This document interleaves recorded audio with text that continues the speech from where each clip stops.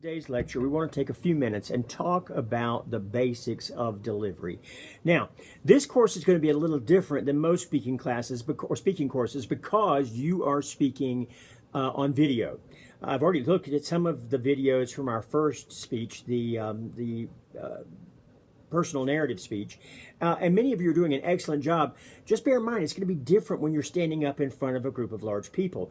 Many of you mentioned in your first collaboration that you suffer from speech anxiety.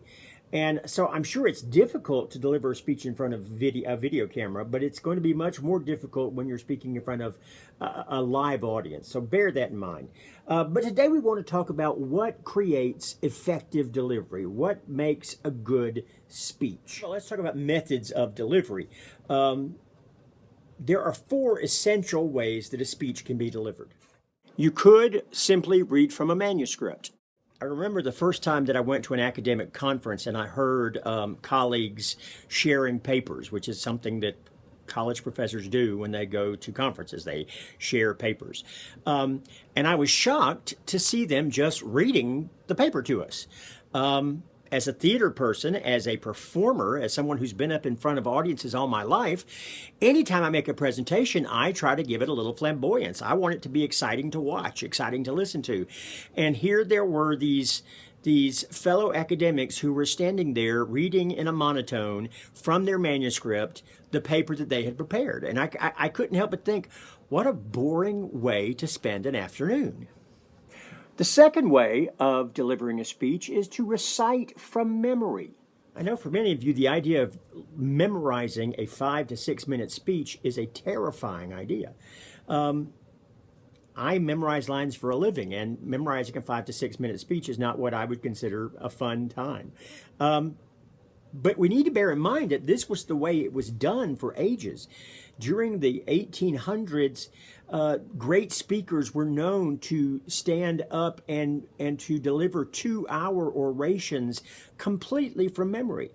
I don't think our minds work that way today anymore, and so it really is not the most effective way for us to deliver. You're not going to be asked to memorize your speeches either. So we've kind of ruled out reading from a manuscript. We've ruled out reciting from memory. The third approach is the impromptu remark. This one, again, would have great, terrifying consequences for many of you. This is where you stand up in front of an audience with nothing. You don't prepare. You haven't got notes. You just stand up and wing it. Regretfully, at least in my traditional face-to-face speech class, that's what too many students try to do, and the results are often devastating. They don't make good grades. We're not looking for impromptu speaking in this class. I expect you to put in preparation and to have notes. So we're not going to go that route. We're not going to read from the manuscript. We're not going to memorize it. We're not going to do impromptu speaking. So what are we going to do? The fourth method of delivery, and the one that we're going to attempt to use in this class, is extemporaneous delivery. Now, what is that? What is extemporaneous delivery? That's where you have done your research and preparation. You have written out a manuscript or a detailed speaking outline or preparation outline of what you're going to say. But then for the speech itself, you have a small note card with just a few notes that serve as reminders of what you want to talk to the audience about. And so it's not memorized, it's not impromptu, it has been prepared, but you're speaking from a small set of notes and an outline. Now that we know what kind of speaking we're going to do, let's talk about some of the things that you can do to make your delivery more effective. The first thing we need to talk about is your own physical appearance. I don't know how many times in my traditional face-to-face speech class, kids come in to do a speech and they are dressed in athletic gear or sweats and a t-shirt. Appearance for a speech should be business casual, at least. It could be more formal. You could go with shirt and tie or coat and tie, dress, but at least business casual. You need to look presentable, prepared, and put together. You need to be well groomed. You need to be well dressed, and you need to be poised. The next physical element we need to address is speaker movement. What we look for in extemporaneous speech is that you are free to move to be comfortable, but you're not moving constantly. We don't want fidgeting. We just want someone who appears to be comfortable in front of an audience. I would recommend both feet flat on the floor. If you're using a lectern, rest your hands on the lectern. If you're not, let your hands hang down by your side, except when you're gesturing or using them to make a point. Don't fidget. Don't have lots of unnecessary movement that is a result of nervousness and anxiety. Gestures that you use should be spontaneous and relaxed. Don't plan them out. And always make eye contact with your audience. If the eyes are the window to the soul, we want to be able to look right into your soul. So make eye contact with us. Not so intensely that we think you're a stalker or some kind of psychopath, but very casually, very comfortably. We need to get the sense that you're comfortable talking to us. The use of facial expression should be lively but not manic. Now, the speaker's physical appearance is only one half of the delivery equation. We've got how you look and how you appear to the audience, but we also need to deal with how you sound, what you're saying, how you are speaking. And so now I want to look at the components of the voice in speech delivery. The most essential element of this voice connection is volume. Are you speaking loud enough to be heard by everyone? We don't want the audience to strain to hear what the speaker is saying, because if an audience has to do that, they're going to eventually quit listening. At the same time, we don't want to feel like we're being shouted at the whole time. And so you need to find this comfortable level of volume where everyone in the room can hear you, but that you aren't shouting at them. The next issue with the voice is pitch. There are two considerations when talking about the speaker's pitch. First is it just a comfortable pitch to listen to?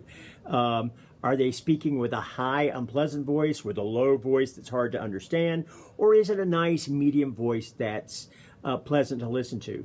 The second issue with pitch is variety. Is it monotone? Are they delivering everything with no interest or no? Is there vocal variety? Another important vocal consideration is the speaker's rate.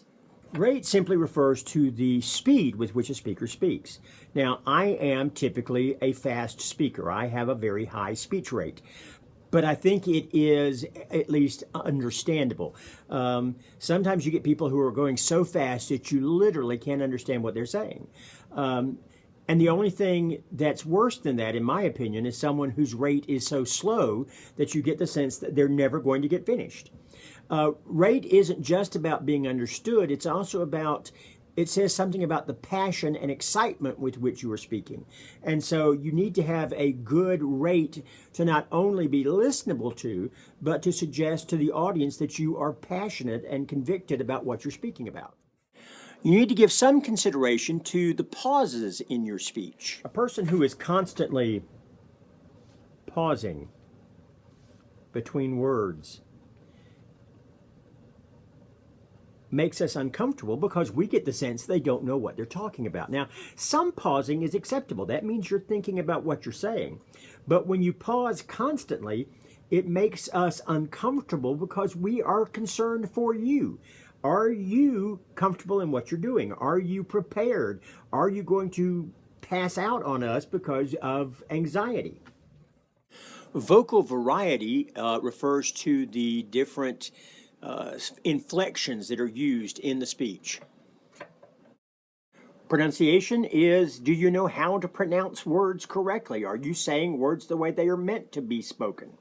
Articulation, on the other hand, has to do with how we produce words. Are we speaking crisply and clearly? Are we forming the words correctly with the mechanics of our mouth?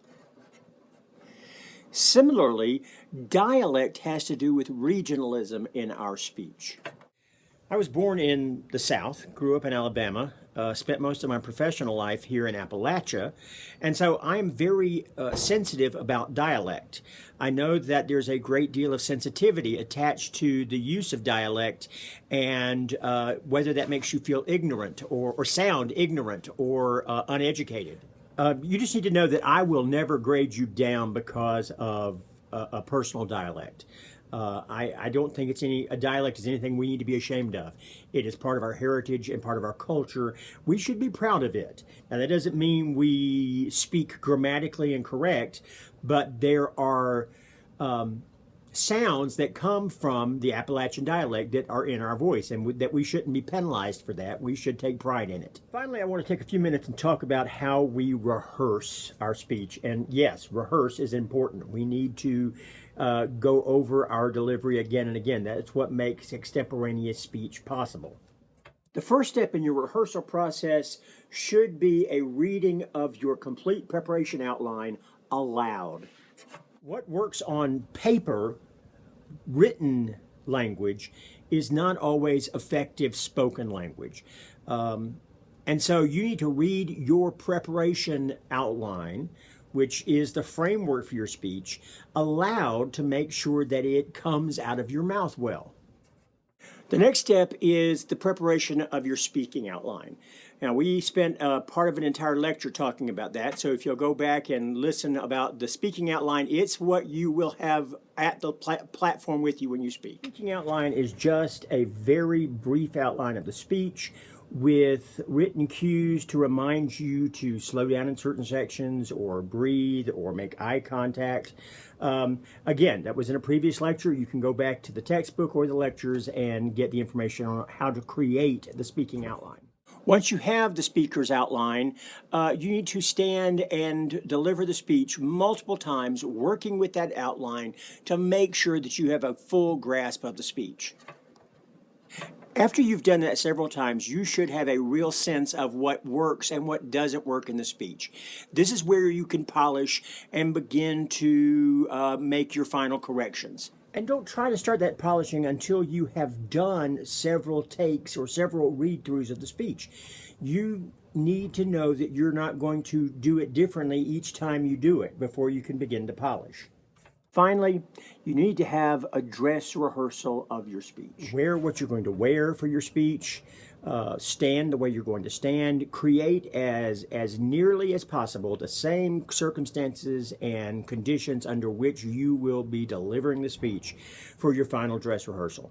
If you follow those tips, you should have an effective speech.